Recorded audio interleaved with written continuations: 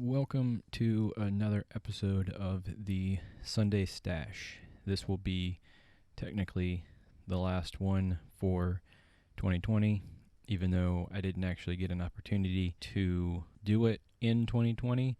Yesterday I ended up going and helping a buddy of mine replace the chain on his chain and sprocket actually on his bike. So I didn't get a chance to do all the research I wanted to do and finish everything yesterday, so I'm going to go ahead and do it today. It's January 1st of 2021. So this is a year in review.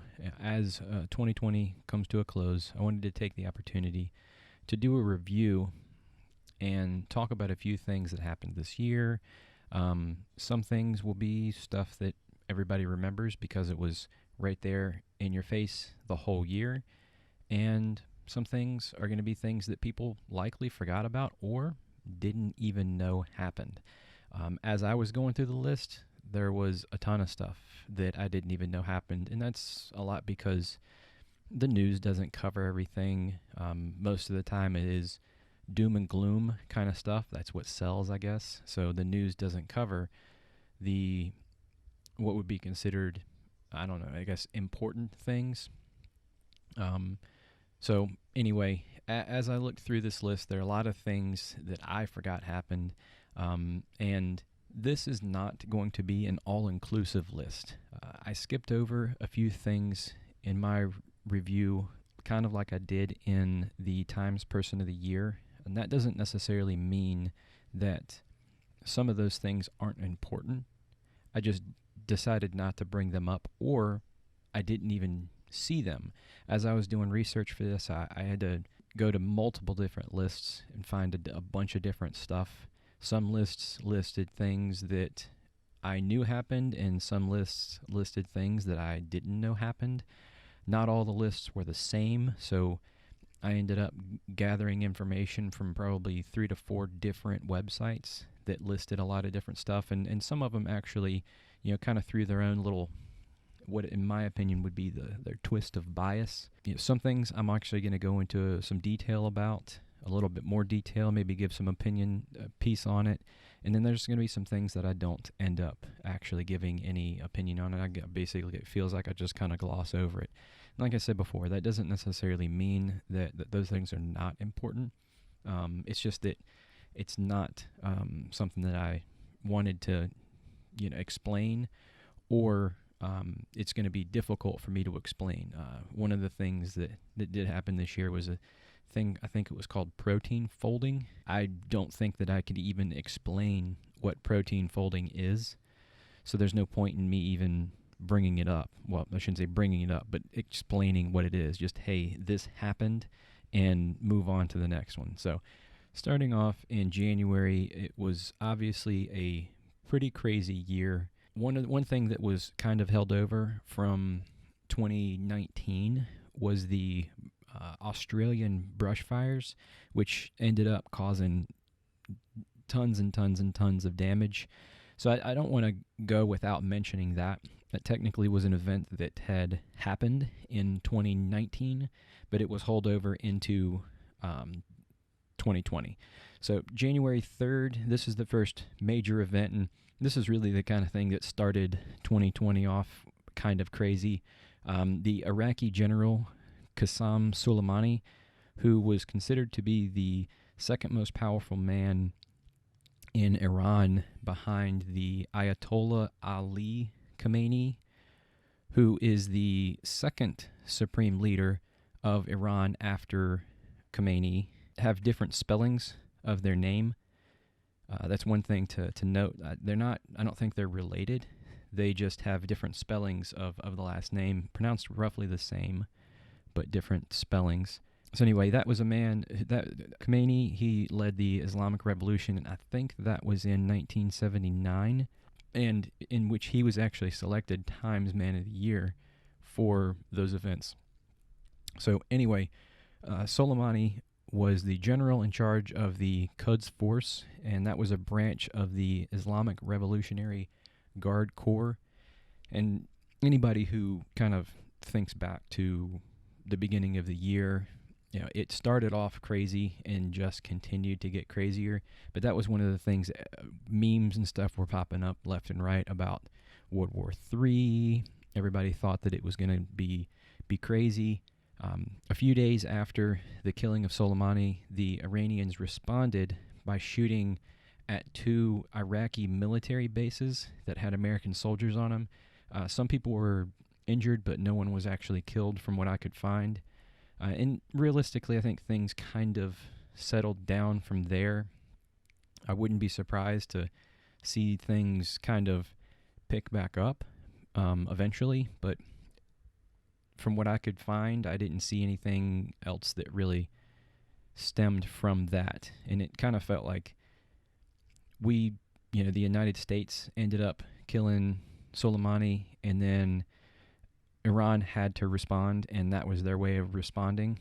And I think basically if Iran had responded and then killed American soldiers or Americans, it probably would have been a much more harsh response from the United States after that. So it's probably a good thing that it all ended, more or less, ended right there.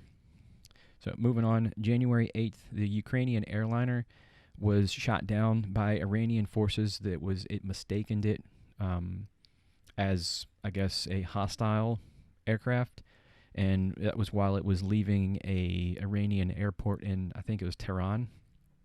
January 16th, this is big news. The impeachment trial of Donald Trump started in the Senate over the perfect phone call. And realistically, we all knew from the beginning how this was going to go. Regardless of what you think of the man, realistically, he was attacked for his entire 4 years of presidency, and even before that. I'm actually surprised that it took this long for them to bring impeachment charges. Not because I actually believe that he did anything wrong, just because there are so many people that just absolutely cannot stand that man. He, I guess, is a pretty divisive guy. But realistically, in my opinion, all the politicians are crooked. They do shady things. A lot of the times it just depends on who's listening. And things would be different if the roles were flipped. If this perfect phone call had come from, just throw it in there, Joe Biden, no one would really care that much about it. At least in my opinion, based on the things that I've seen and the way that people respond to politicians and the things that politicians do, it's, my guy can do no wrong. We all view our own candidate through these rose-colored glasses and think this guy is perfect. And in reality, they're all humans. They all make mistakes. They all do dumb stuff. It's just whether or not we view those dumb things as being either corrupt or bad. When your guy is accused of something, you defend him, and when the other guy does something bad, you attack. If we flash back a little bit to 2019, we definitely see this happen with Brett Kavanaugh, with his confirmation hearing for the Supreme Court, and then the allegations against Joe Biden.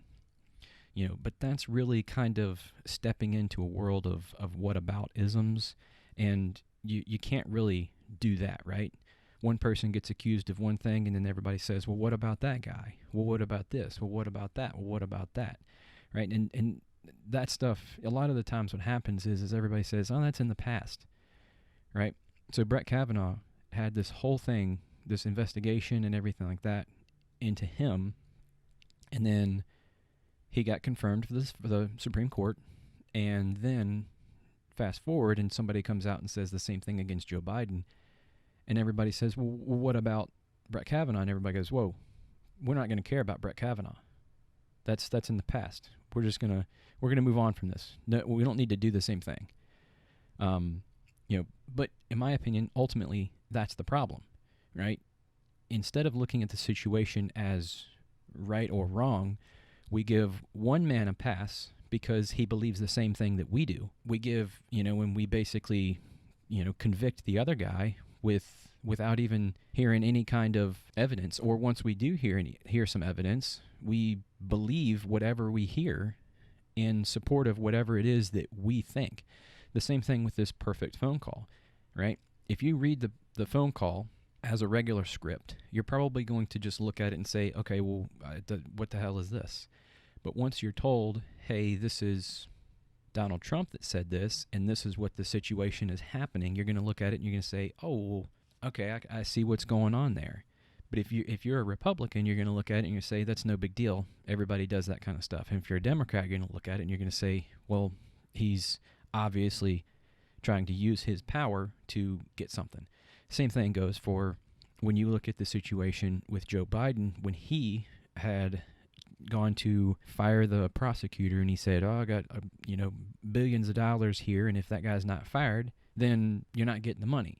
People view both of those situations, the perfect phone call and then this recorded conversation that Joe Biden had, they view it roughly in the same way. So anyway, getting back to the Brett Kavanaugh and Joe Biden thing, the way our system works, right, is, the system we have is a innocent until proven guilty, and you'd think that we would stand by that, but instead we live in a world that is realistically right now, it's guilty until proven innocent. Just for a minute, put yourself in the shoes of Brett Kavanaugh. Assume that what he's accused of is a lie. How would you prove that something like that didn't happen? Especially in a world where people can be motivated to lie based on political outcome. I'm not sitting here and I'm not saying that I think that Dr. Ford is lying. I'm just throwing this out as a situation. Put yourself in the shoes of someone who is accused of something. If that person that's accused of something is literally innocent and they didn't do anything, you then have to prove that you didn't do what it is that they're saying you did, even though it never happened. And that's backwards. It shouldn't be that way. They have to prove that you did it. And that situation is a huge issue because there's a lot of things that go back in time and everything like that, and that's very tough to prove for Dr. Ford. But if you put yourself in that position of being Brett Kavanaugh, or even with Joe Biden, because not too long after that, Joe Biden had someone come out and say some things about him that were accusatory of something from his past. No one wanted to look into that. And if you fast forward, Brett Kavanaugh, he was confirmed by the Senate, so now he's a Supreme Court justice, and he had his reputation trashed on TV for that. And now Joe Biden is the president-elect, and everyone looked at the situation that he had and said, that's no big deal. And the reason I bring all this stuff up is because we all look at the things that our person does and assume they do no wrong. What we should do is view each of these people in each of these situations in its own separate entity and look at the right and wrong of the actions as opposed to the right and wrong of my guy. So I hope that makes sense. Senate started their investigation into Trump. So anyway, also on the 16th, the Senate passed the USMCA, which is the United States-Mexico-Canada Agreement, which replaced NAFTA. They passed that, and then on January 29th, Trump ended up signing it, and so that's a trade deal between Canada, the United States, and Mexico. January 26th, Kobe Bryant and his daughter are killed in a helicopter crash in California. January 30th, COVID-19 is declared a public health emergency of international concern by the WHO. February 5th, Trump gets acquitted by the Senate, and like I had said before, I think everybody kind of knew what was going to happen here and the way that it was going to go. Republicans were majority in the Senate, so this is what it was. They did the same thing with Clinton's impeachment. I think the difference between Trump and Clinton's impeachment was Clinton's impeachment needed 67 senators to make him as guilty, whereas in Trump's, I think they just needed a simple majority. And that's the thing, right? You have Clinton, you have Trump. Clinton actually cheated on his wife. No one cared, right? No one really cared that that's what happened. He was not proven, he is guilty. He came out and he said that he did it, and he admitted it. But like I said, we view these guys through rose-colored glasses. We look and we see they can do no wrong. And then, boom, everybody votes party line, and the Senate just did what they did. They acquitted the guy, and that was it. And that's one of the reasons why, right, the upcoming race in Georgia is so important.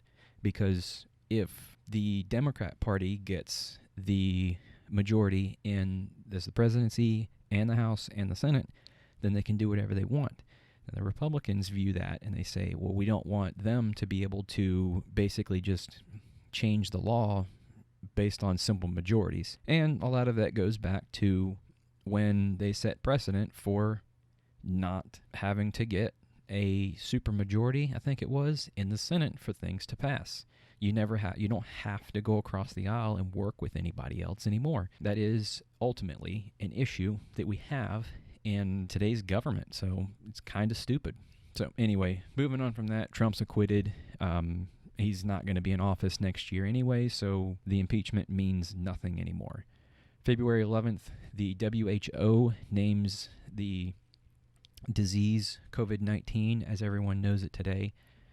February 12th, the Dow Jones hits its all-time high at just under 30,000. February 20th through roughly March 23rd, the stock market did a lot of pretty crazy stuff. And starting mid-February, I guess, mid to late February, takes a huge hit and starts falling. And this was really a wild time because over the next couple of weeks after that, some of the largest drops and largest gains in the stock market happened.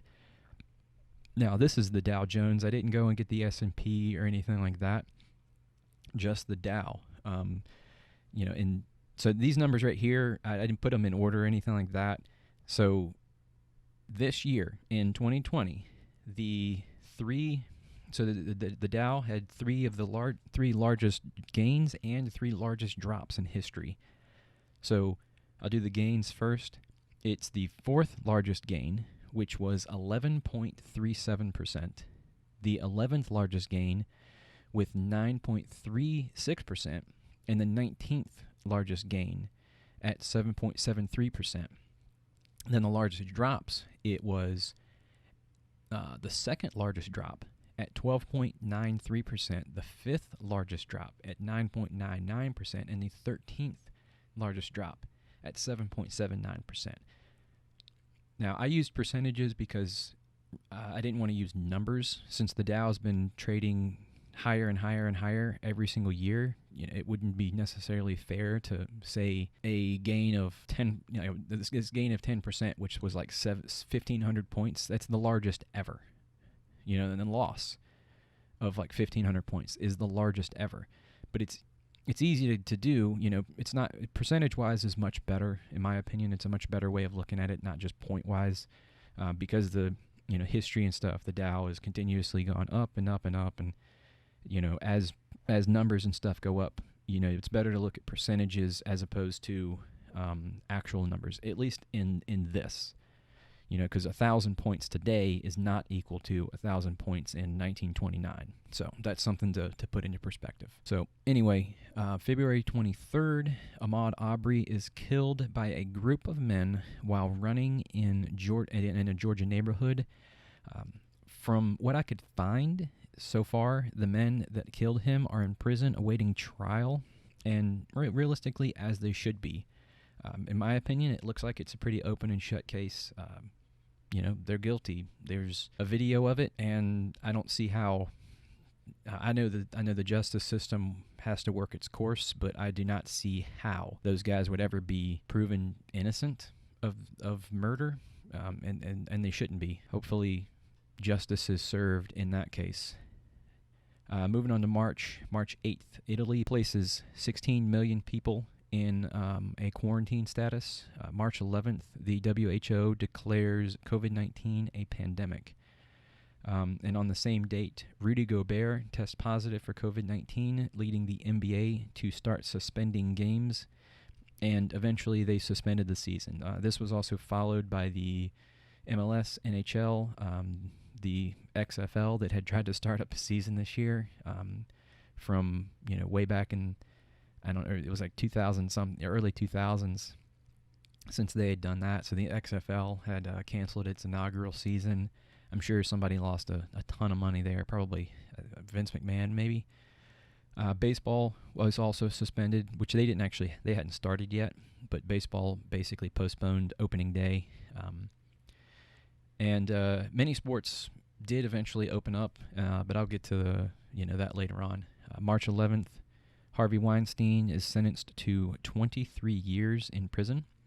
March 13th, Trump announces a national emergency due to COVID-19. Also on March 13th, Breonna Taylor is killed in a shooting with the police. I think that stuff is still going on, and her family was awarded a $13 or $15 million payment from the city of St. Louis.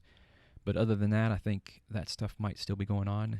March 20th, Tiger King takes over Netflix in everyone's mind for the next few months. March 24th, the Summer Olympics in Japan are postponed. Also, China reports that the domestically transmitted epidemic is basically blocked. So they actually had essentially shut down, I think, Wuhan and locked a whole bunch of people in there to contain this whole thing. And, for them to say the domestically transmitted epidemic is basically blocked, it really sounds kind of fishy in my opinion, right? China has, I don't know their exact population, but it's like 1.5 billion people that live there, the highest population in the world. At the time, it was the Chinese New Year. It happened in the middle of the country. The fact that you have a 0 to 14 day incubation period, I don't know. Maybe China's accurate about their numbers. Maybe it's the way that they do things in their country. Maybe it's the fact that they shut everything down and they didn't allow people to move. I don't know. I think China's lying about their numbers, but who am I? I'm just some random dude, I guess. Everybody remembers the WHO guy that hung up on the video call with the reporter who was asking about Taiwan, right? That's something that was pretty, in my opinion, that was pretty important. It shows that the WHO isn't willing to go against China. And currently, today, what I was able to find, the total number of tests that China has conducted is a nice, square, even number of 160 million. That doesn't sound fishy at all to anybody. I'm assuming maybe just some guy, somebody called China and said, hey, what kind of numbers you guys got? And some guy said, 160 million. That's it. So I don't know. Maybe I'm off base. Maybe China's right. Maybe China did it the right way. Maybe China is, great at everything that they do. I don't necessarily believe it. The fact that they haven't had a new, they haven't, like 40, I think it was like 4,600 deaths or something like that. I don't know. It started in the country, started there, and that's it. 4,600 deaths. Everybody else should have had an opportunity to prepare just a little bit before it got to them, and China did the best. But like I said, maybe it is. Maybe it's the way that their government works. Maybe it's the fact that they can just come in and shut everything down.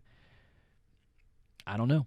So we'll see. I guess time will tell. There will be some investigations and stuff into this, and I'm sure information will come out. Not too few years from now. So moving on to April. Speaking of China, April 1st, they did report some asymptomatic cases. So it's a good thing that they reported that. But that also makes me question their numbers even more and more. April 5th, YouTube announces that it will remove videos related to 5G conspiracy theories, which was pretty crazy. People thinking that the release of 5G was causing people to break out in coronavirus.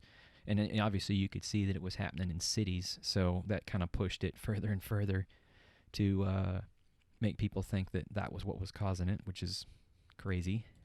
April 7th, Japan declares a state of emergency for COVID-19 and passes a stimulus package worth nearly $1 billion. April 14th, Trump announces that he will suspend funding to the WHO because of the way they handled the COVID outbreak. April 22nd, Iran launches its first military satellite. I'd say that's probably a pretty important thing that no one ever really talked about. April 29th, another really crazy thing. The Pentagon finally admits that a Navy pilot encountered a UFO. And there's actually a good video. A guy named Lex Friedman. I think he does a lot of artificial intelligence research. I'm pretty sure it's with MIT. And he talks to the actual pilot who had the encounter. So, obviously, I think it's a good idea to go over and check out his podcast where he actually has the conversation with the guy about that. Pretty cool. April 29th. This is the weird one. 52768, 1998 OR2. It's an asteroid. It's a near-Earth asteroid. Passes 6.3 million kilometers from Earth and will not be that close again until 2079. May 3rd, getting into May, a private military group tried to forcibly remove Nicolas Maduro from office in Venezuela, but they were not successful. Nicolas Maduro is the guy that took over after, I think it was Hugo Chavez down in Venezuela. And if anybody's been living under a rock for the past few years, Venezuela has had a lot of issues with food. Their money is basically worthless. It's a huge thing down there. May 6th, the first black hole is discovered in a star system visible with the naked eye. So that's pretty cool. May 11th, results from a study were published providing evidence that fossils found in Bulgaria belong to Homo sapiens and not Neanderthals, suggesting that modern humans arrived in Europe thousands of years earlier than originally thought. That seems pretty important. I didn't personally hear about that on the news. May 16th, the Bundesliga is the first major sports league to restart play. For those that don't know, that's the top flight German soccer league. May 25th, this is pretty important. For the course of 2020, George Floyd is killed in Minneapolis, Minnesota. I think it's Minnesota. Sparking nationwide protests around the U.S., and the protests continued around the country for the next few weeks. And some actually turned into riots, but the majority of them stayed fairly peaceful. And this was in an effort to push for racial justice. And I hope that the politicians, listened. I hope that they actually make some change. I don't think that they will, because at the end of the day, I don't think the politicians really care as long as they can continue to pull the wool over people's eyes and make people think that they're doing things the right way, or be able to point the finger at the other side. They won't actually make any change. May 26th, Costa Rica. Costa Rica is the first Central American country to legalize same-sex marriage. May 30th, another important thing in the world, SpaceX Dragon is launched from Cape Canaveral, which is the first manned spacecraft to take off from U.S. soil since 2011, and is the first time a commercial aerospace company has carried humans into Earth's orbit. Moving to June 3rd, Vladimir Putin declares a state of emergency for the oil spill in the Ambaranya River.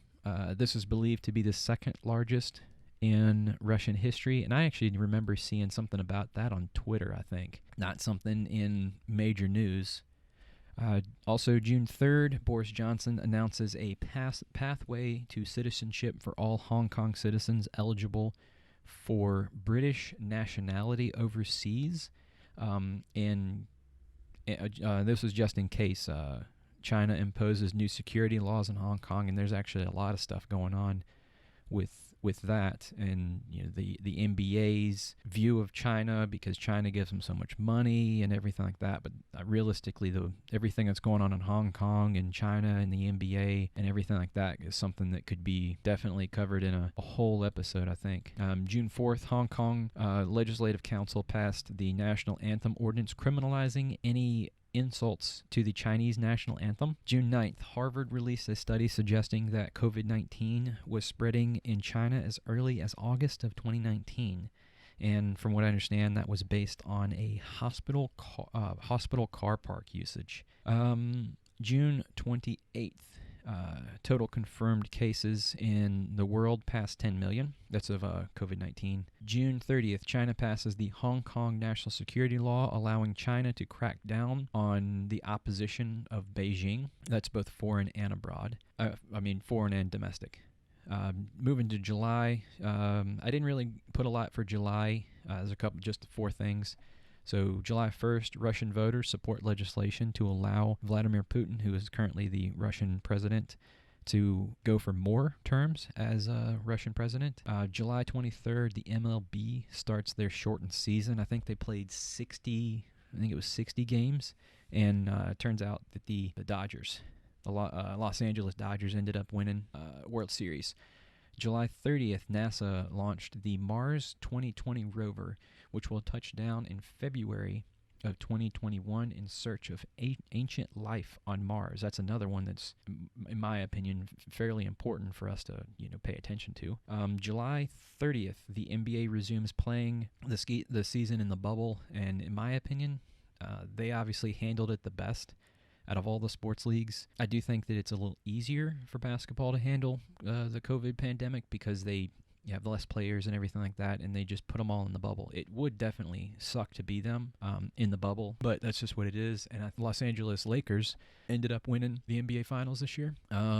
Moving on to August 1st, the Baraka nuclear power plant opens up in the UAE, which is the first nuclear power plant in the Arab world. August 4th, a huge explosion in Beirut, Lebanon, killed over 220 people, and the damages are estimated at $10 to $15 billion. And this event was caused by unsafely stored ammonium nitrate. And I know there's a lot more that surrounds that story, but I'm not necessarily going to get into that. August 10th, the global COVID-19 cases pass 20 million. August 13th, a peace deal has been reached with Israel and Palestine, which is very, very important. I want to say that was a deal, I don't necessarily want to say brokered, but that was a deal that was done with Jared Kushner. So that's President Trump's son-in-law. August 23rd, Bayern Munich, which is it's a German soccer team. They win the UEFA Champions League, and for anybody who doesn't follow soccer, it's pretty much the top, not pretty much, it's the top soccer competition in Europe, and it's actually a really, really interesting competition to watch. Very, very cool and everything. So really, really good. I recommend anybody watching it. August 25th, Africa is declared free of wild polio, and that is the second virus to be eradicated on the continent. Smallpox was the first. August 28th, the actor from the Black Panther, Chadwick Boseman, and he passed away after a long battle with colon cancer, which that was very, very surprising because he had been keeping that from everybody. September 3rd, the skeletons of 200 mammoths are found in Mexico, making it the largest find of mammoths in history. September 14th, the Royal Atmospheric Society announces the detection of phosphine in Venus's atmosphere, suggesting microbial life. I'd say that's probably pretty important. It got glossed over in the news. September 15th, the city of Louisville, this is what I was talking about earlier, the city of Louisville agrees to pay the family of Breonna Taylor $12 million to settle a wrongful death lawsuit. September 17th, COVID-19 total cases worldwide passes 30 million. September 18th, big news, Ruth Bader Ginsburg passed away after a battle with pancreatic cancer. September 21st, Microsoft agrees to buy ZeniMax, which owns Bethesda, and they paid $7.5 billion. Now, anybody who's not like a gamer or anything like that, Bethesda is the makers of the Elder Scrolls, Fallout, and Doom, which are wildly popular game franchises. September 29th, roughly 15 days after passing 30 million people, the global COVID-19 deaths passes 1 million. And then about a month after passing 30 million, October 19th, total COVID deaths surpasses 40 million worldwide. October 23rd, the Falkland Islands is declared free of landmines. This is 38 years after the 1982 war between Argentina and Britain. And Falkland Islands are off of the east coast of Argentina, really far down south. It's something interesting to look up. So anybody who's interested in that. Also on October 23rd, Israel and Sudan agree to normalize relations, making it the fifth Israel and Arab peace deal. October 26th, NASA confirms the existence of molecular water on the sunlit side of the moon. October 26th, the Senate votes to confirm Amy Coney Barrett as to the Supreme Court in true fashion. As I've mentioned multiple times, I think before, they basically voted party lines. More evidence that our system is basically completely broken, and realistically, this wouldn't have happened if it wasn't for the fact that they all set precedent for the not having to have a supermajority. So they've caused their own problem. Moving to November 3rd, election night has finally arrived, culminating a crazy year of, the campaigns that weren't actually campaigns. So culminating the wildest year running up to an election. On election night, it appeared as though Trump was going to win, but as the counting of ballots continued and the mail-in ballots came in, Biden took the lead and eventually became the president-elect. And the only reason I say president-elect is because he hasn't gone through the inauguration yet, and once he is inaugurated, that's when I'll start saying President Joe Biden. I personally, it doesn't matter to me. I'm not a fan of Biden. I'm not necessarily a big fan of Trump, but I'm not a fan of Biden. I'm only calling him president-elect because he's not been inaugurated yet. So once he's inaugurated, he will be the president. That's the only reason I'm not saying it. So I got nothing against him, and I don't think Trump's gonna end up legally somehow being elected president. So anyway, that's a side note. November 4th, the U.S. formally exits the Paris Agreement in which many countries didn't implement the policies and were not meeting their emission reductions. So I guess Trump didn't really like the Paris Agreement. That was an effort to reduce global emissions for combating climate change. November 8th, total COVID cases worldwide passes 50 million. Also on November 8th, Alex Trebek passed away. He was the host of Jeopardy for 36 years. November 9th, Pfizer and BioNTech announce a COVID vaccine that is 90% effective. November 15th, NASA and SpaceX launch the SpaceX Crew 1 mission to the International Space Station, and this is the first operational flight of the Dragon crew. And I tell you, SpaceX, if, like, I would say 3 to 4 years ago, if I had the opportunity to invest in SpaceX, I definitely would have. It's not a public company or anything like that. If I could invest in SpaceX when I invested in Tesla, which was a few years ago, I definitely would have, just because of the vision and everything like that. Obviously, it's easy to look back and see the successes that SpaceX has had, and think, yeah, that would have been a really good bet, a really good thing to invest in. But supposedly, there's been some suggestion here recently that Musk should open up like a, I don't want to say a shell company, but like some sort of like umbrella company, kind of like I think Alphabet's the same way, where Alphabet owns Google and they own multiple different other things. So that's the idea that that he should open up a umbrella company above, Tesla, as well as SpaceX and Neuralink and all those. I think that if any of those companies ever start to, or if they ever become publicly traded companies, it's going to be crazy. People are just going to be throwing money at him.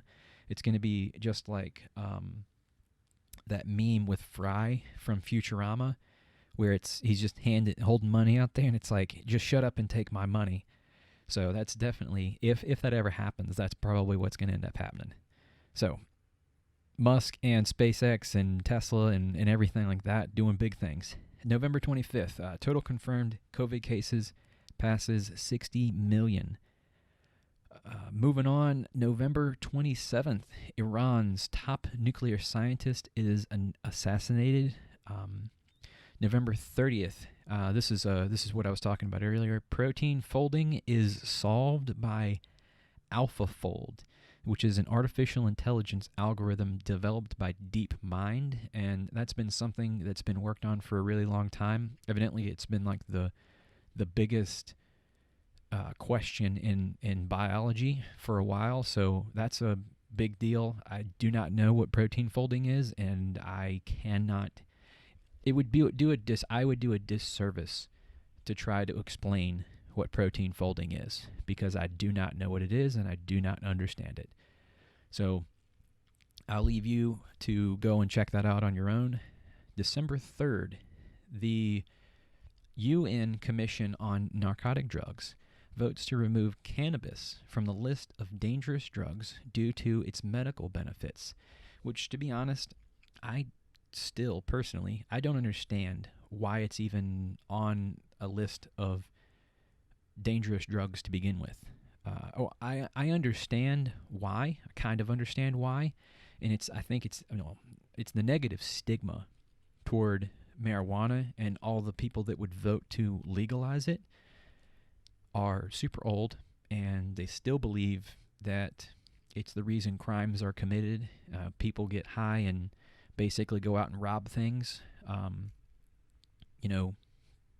It's kind of crazy, because all those people are they're crazy. They're not crazy. They're crazy, but they're quick to go and drink their asses off, right? And then go and drive or anything like that. It's just wild the way that we view these two different things: alcohol, marijuana, and cigarettes, right? Alcohol and marijuana are both I mean, alcohol and cigarettes are legal. Marijuana is illegal, federally illegal. And I'm talking in the United States. I do not know the laws and stuff in other countries, but the United States at least. I actually used to think that that marijuana was bad, and it's because I was raised to think that marijuana was bad. I've never smoked it, don't plan on it, but I don't have an issue if someone wants to. It's the same with alcohol. I haven't had anything to drink in over a year, but I don't really care if someone wants to. It doesn't matter to me as long as you do it responsibly. That's ultimately the thing that should happen. And I changed my mind as I got older, and I realized that I'd been essentially, I don't want to say lied to, but I'd essentially been lied to / more information came out in support of the use of marijuana and how much it actually has benefits. I think it's not actually a bad thing to have legalized. If the government was smart and they're so quick to take money from people, they would just legalize it and tax it. People are going to get it anyway, and the government might as well, take their cut. But I'm sure somebody's probably taking a cut from the cartel or somebody bringing marijuana up from Mexico or growing it in the United States. So anyway, imagine if the United States were still in a prohibition when it came to like alcohol, right? Like think about what that would be like. Like would we still be having DUIs? Like what would bars be a thing? It's just weird to think like if the United States had not gone away from prohibition, like if cigarettes was the only thing that you could do, or imagine if like cigarettes, if all those things were illegal, I think it'd be a pretty crazy place. As if it's not crazy already. Personally, I think that if we taught the responsible use of all that stuff, then we probably wouldn't even have many of these issues. In my opinion, nothing could, alcohol is worse than marijuana. So if alcohol is legal, then why not make marijuana legal? So that's a sidebar. December 8th. I didn't know that it was actually a fight that was happening. It's not really a fight, but it's just a disagreement. But evidently Nepal and China did not agree on the official height of Mount Everest. Well, now they have agreed, and from what I could find, they agree that it's 8,848.86 meters. For anybody who doesn't understand meters, which is probably most of us, it's roughly 29,000 feet. There's actually a lot of really cool information out there about like the commercialization and everything like that of Everest. And over the past few years, one of the issues that they've had is people are going up there, right? There's tons and tons of people that have gone and done this, but people are shitting along the route and they don't have anywhere to dispose of it. So basically it just kind of freezes and it's just there. Although Everest is the highest mountain in the world, it's not the most difficult to climb. So what I was able to find is K2, which is the second highest mountain in the world, is the most difficult to climb. And I guess a lot of people don't want the challenge. They just want to be able to say, hey, I climbed Everest, because it's the tallest mountain in the world. So K2 has actually only had 367 people reach the summit. And Mount Everest has had 9,159 successful summits. Now, that's 9,000, that's like, I think it's like 3,000 more, like 3,000 people have done it multiple times, basically, or at least twice.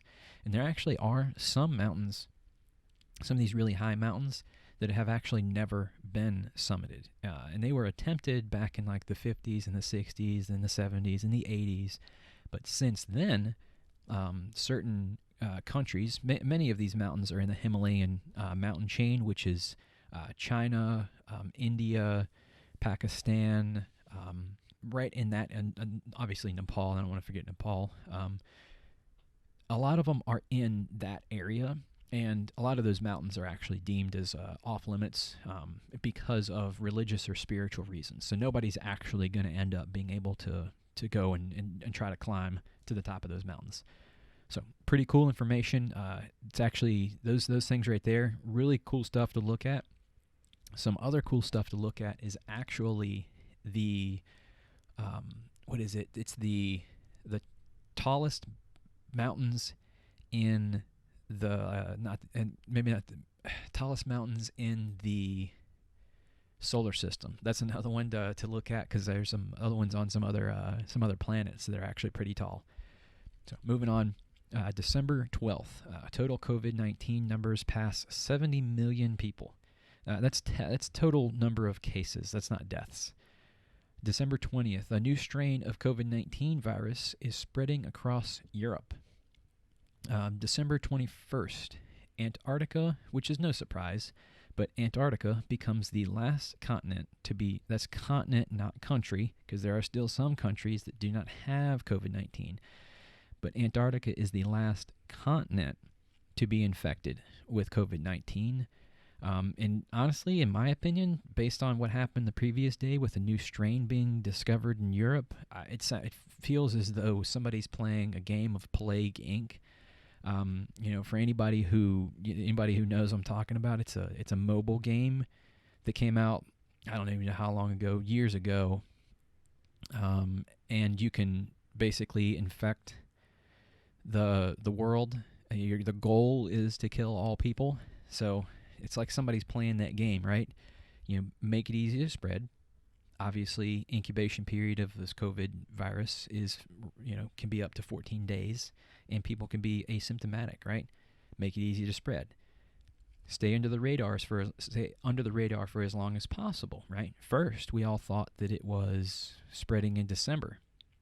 But then as time goes, we find out that it was a little bit earlier than that, and no one really paid attention to it because it was new. Have symptoms that allow it to spread faster, right? It spreads through us breathing, right? So that makes it spread like a lot quicker.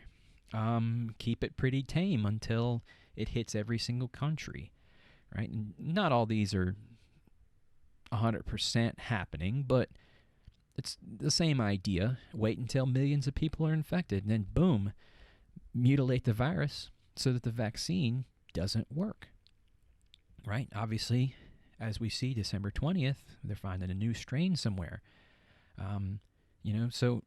So far, I'd say 2020 feels like a bad game of Plague Inc. And realistically, the game doesn't really seem so much fun anymore. In the process of doing the editing and everything, I went back and looked at my phone where I have the game Plague Inc. And they've actually, in this year, 2020, they've decided to add an additional feature, which is controlling the virus. And they have things in there like doing a lockdown, doing quarantines. It has your authority. There's a little bar that shows you all the things that's, these are the people that aren't listening to you and all that kind of stuff. So although the game isn't necessarily 100% appropriate for 2020, it does exist. And I guess if you wanted to, you can download it and take a look. But it's a little bit weird in the year that we're going through, especially since they went and updated it with all of this stuff to add in, how to control the virus. So pretty crazy. Anyway, moving on from that, Antarctica, last continent, it made me think. I was like, how is it? How is it that one of the most isolated continents, right? Obviously the most isolated, not one of the most isolated continent. How did they get it? And the same kind of goes for a lot of those really super isolated islands. But Antarctica evidently got it because there were some people in, it's the Chilean army, so it was some maintenance workers and officers in the Chilean army and navy conducting routine maintenance at the Base General Bernardo O'Higgins. It's a research station in the little sliver of Antarctica that Chile owns, I guess, or Chile claims is theirs. Moving on, right around Christmas, total COVID numbers pass 80 million. December 31st, which was yesterday. Netflix takes The Office off of Netflix, which, in my opinion, is probably the worst way you could have ended the year. And Netflix actually, The Office was the second most popular show on Netflix for 2020, which is that's what I could find. So that's my year in review. Is a few sidebars here. I found this year, a couple of different things I wanted to talk about that didn't really fit into the list up there. I found a Reddit board called Wall Street Bets, and I know I'm very, very late to the party on that one, but it's been pretty funny because people post all the money that they've made or all the money that they've lost, and basically everybody's calling it, it's a YOLO on Robinhood calls and put options.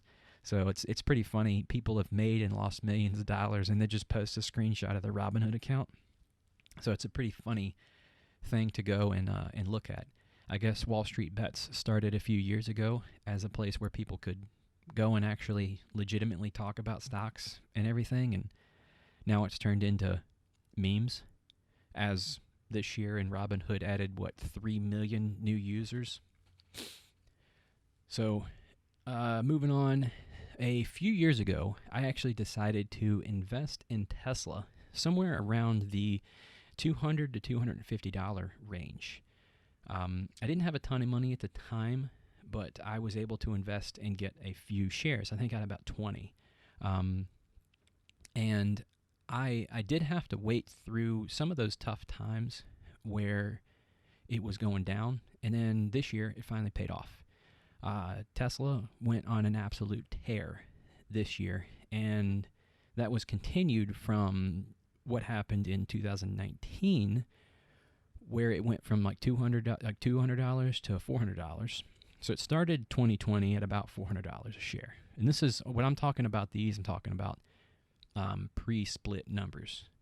So it started the year at about $400 a share, and it went to $900. And then it went back down to roughly 700-ish, and then went back up to 900. And then the COVID pandemic hit. Now, I got lucky, and I put a stop loss at $920.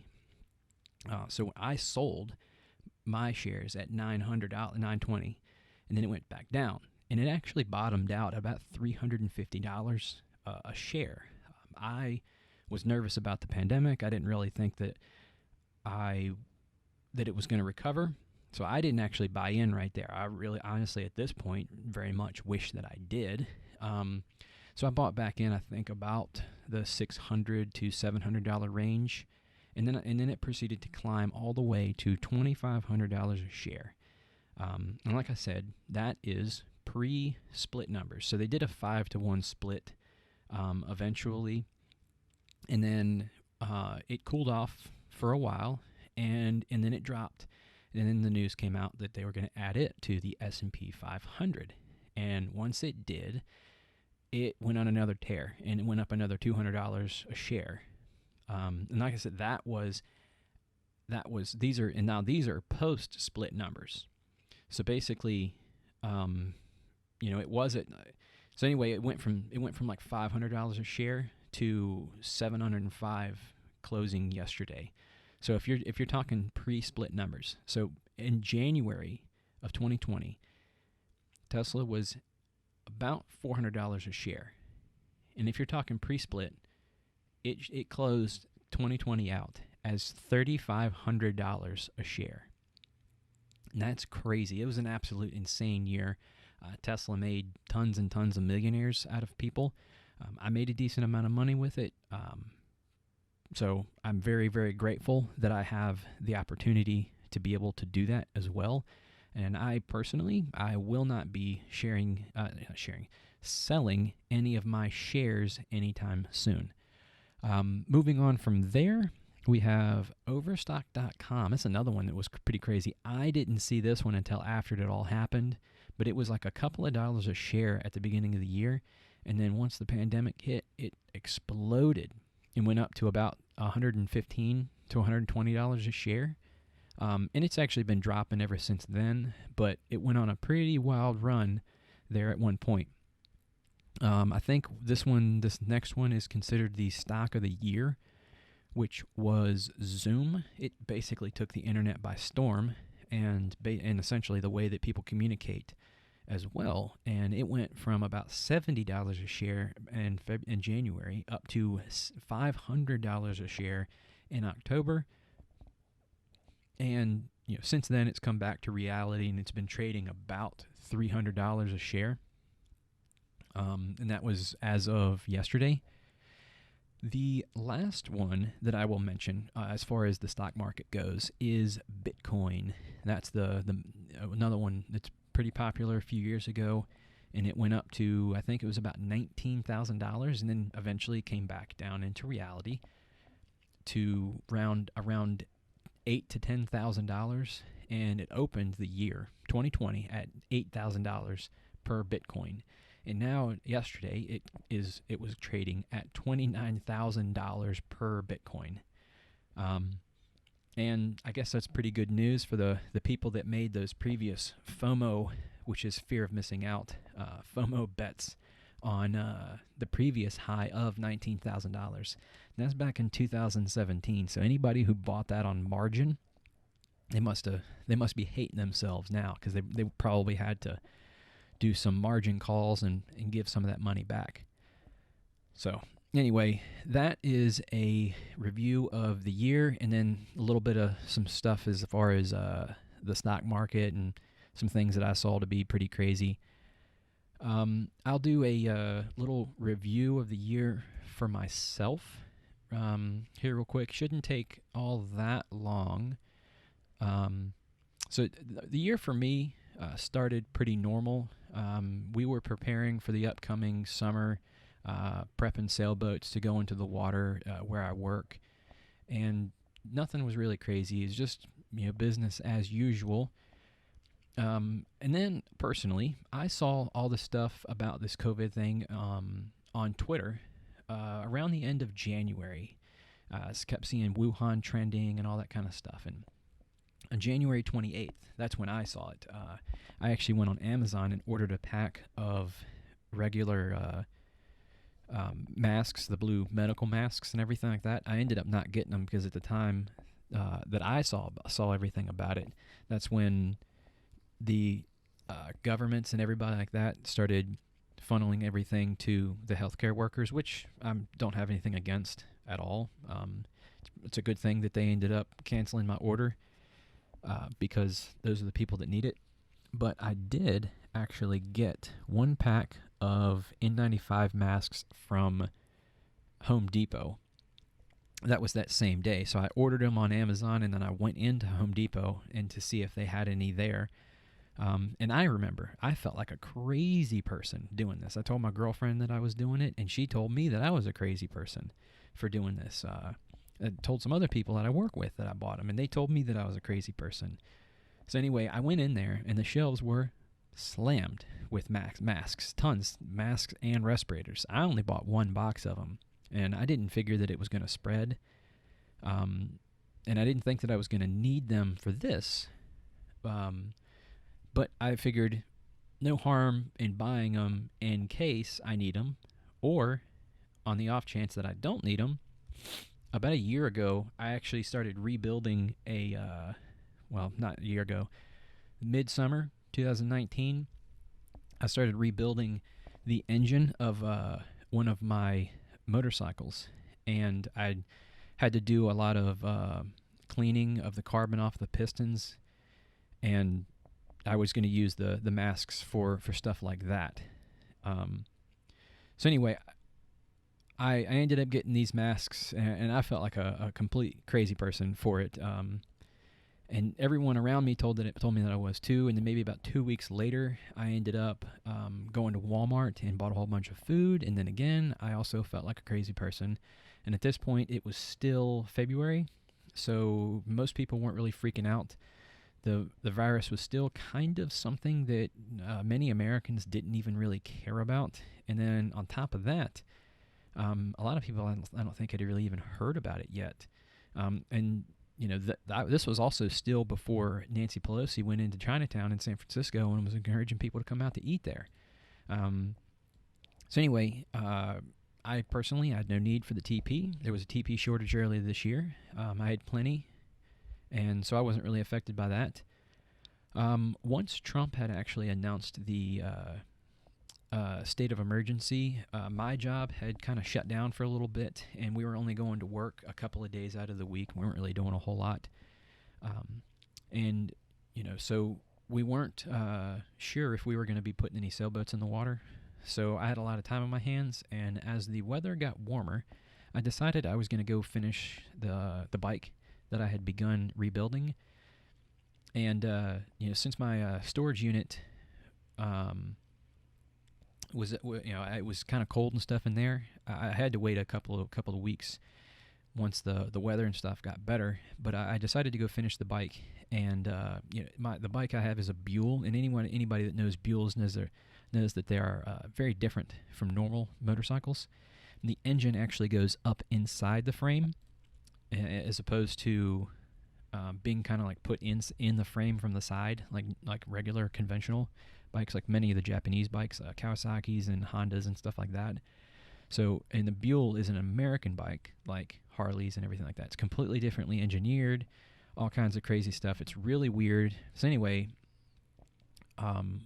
one of the things that I ended up doing was finished putting the engine back together, torqued everything down, got everything done.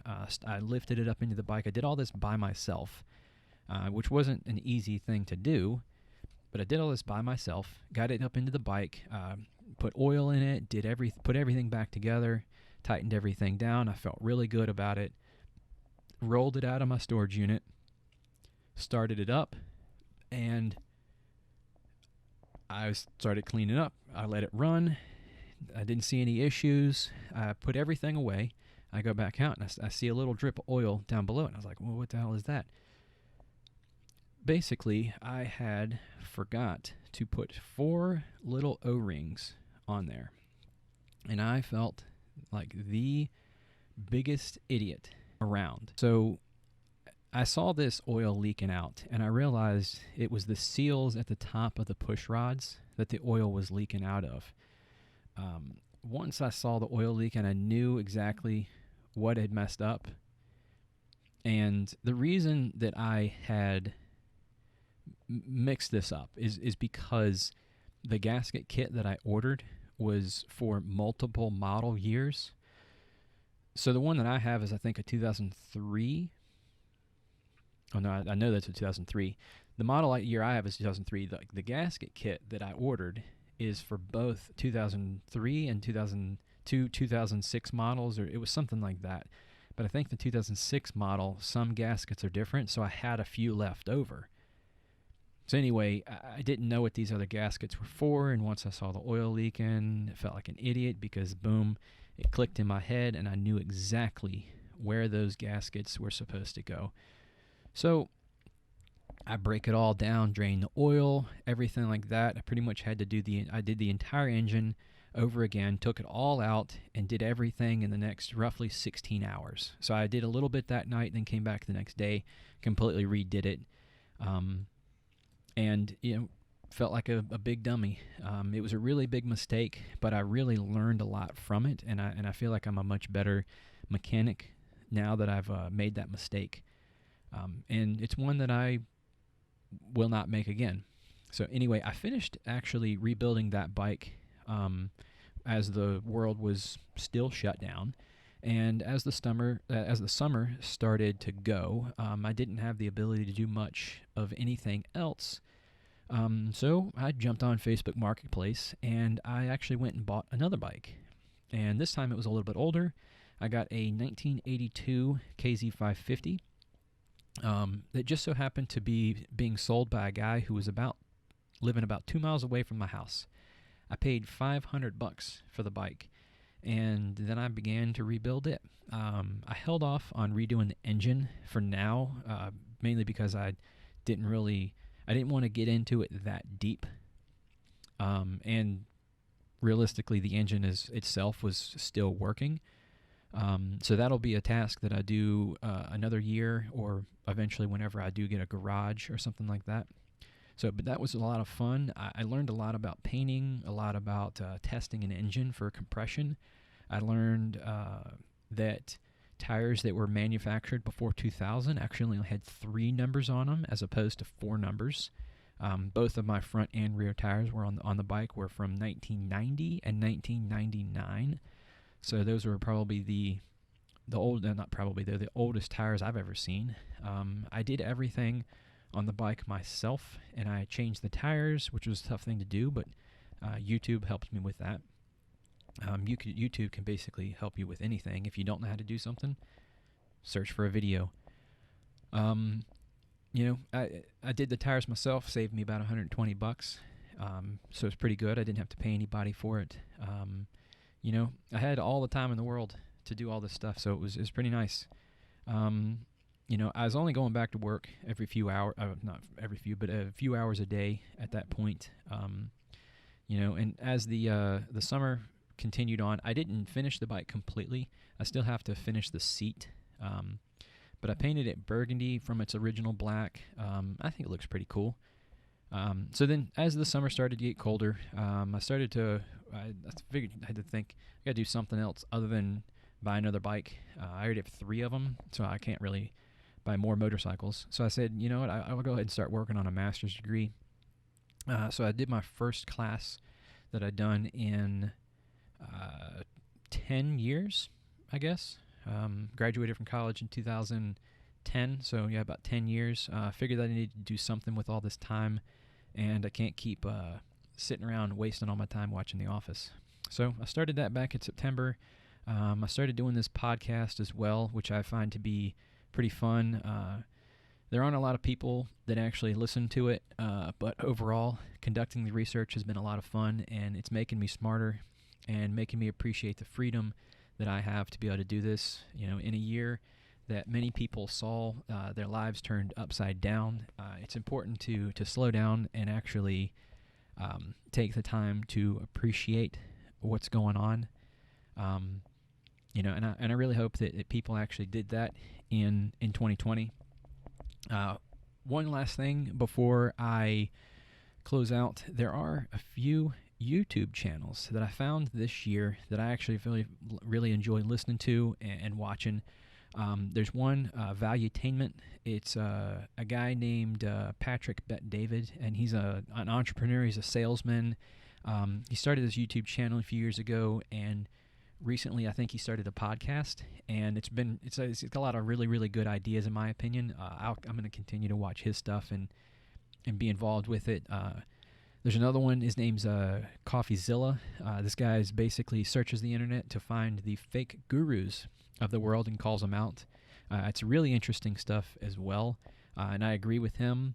These people need to stop preying on desperate people and need to be called out.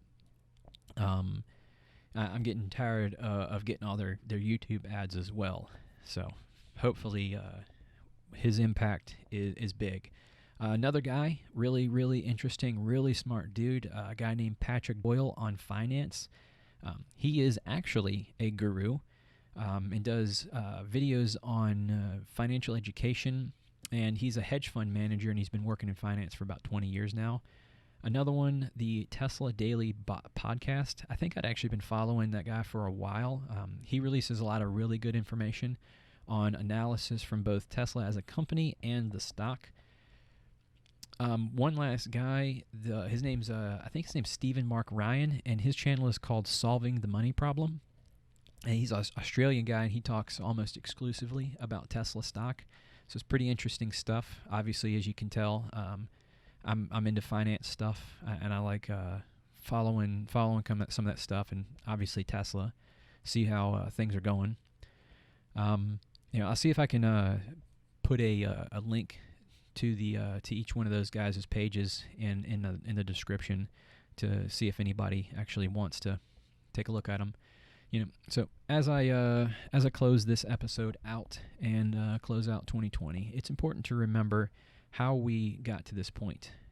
Why we have decided to pursue the goals, new goals, pick up new hobbies. On one point of this year, I wanted to start forging knives, but I didn't because I had too much going on, and that's mainly because I was watching Forged in Fire, and it does look really interesting.